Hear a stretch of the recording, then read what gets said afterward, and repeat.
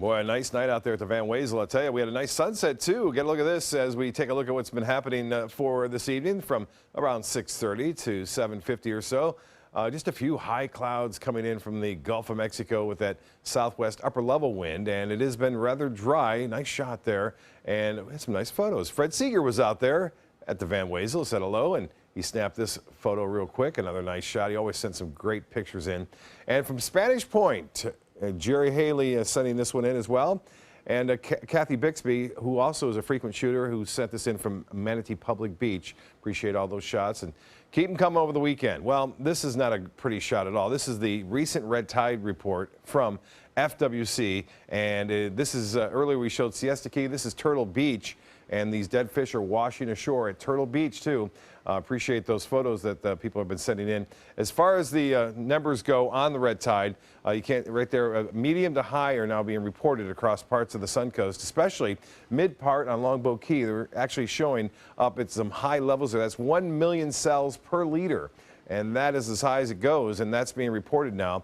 Luckily, it's in patches, and also off of Siesta Key, there's another area there that was tested just recently, showing high marks there, and also off into the Gulf of Mexico there, just to the west of Lido. Not much down south near Venice. There's one area well offshore of Venice, near the Point of Rocks, that is showing the medium levels of the red tide. So we'll keep an eye on that for you. As far as the rainfall goes, there's not much rain around. The low pressure kind of weakening over the Carolina coast. High pressure is now starting to build in. This low pressure will continue to move off to the east, and we are looking at limited shower activity like we saw today. Just one or two lone showers popping up here and there. Nothing going on right now. Currently at the airport, it's 82, but the heat index at 86, dew point 71 degrees, and the barometer actually rising now at 30.02 inches. High today was another hot one, 92 degrees, 4 degrees shy of the record. 77 was your morning low. And no rainfall to report today officially at the Sarasota-Bradenton Airport.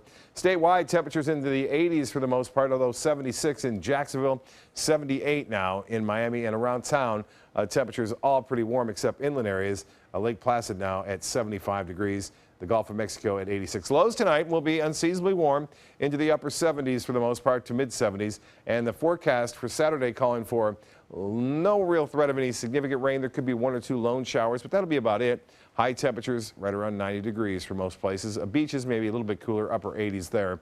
And as far as the satellite and radar picture goes, high pressure continues to dominate the weather here. We are watching several areas. This one is heading right toward Bermuda, and it's starting to gain some strength now. Carl showing signs of gaining some strength. And this one could become a storm in about 5-6 days from now. We'll have to watch it closely as it's a little low latitude, and those typically do have problems when they come into the Caribbean. Here's the forecast then for boaters as we see it. Basically, pretty light chop out there for bays and inland waters. We'll see a light chop. Seas running right around 1 to 2 feet. And the forecast tides upcoming. The next high tide will be at 6:37, sunrise at 7:20. Tonight, a warm evening, obviously a 20% chance for a coastal shower. Tomorrow, that rain chance still very low at 91 degrees for a high temperature. The extended forecast calls for better chances on Sunday, but most of that should be inland. And then looks like back to the basic summer-like weather for the first full week of fall next week. We'll be right back after this.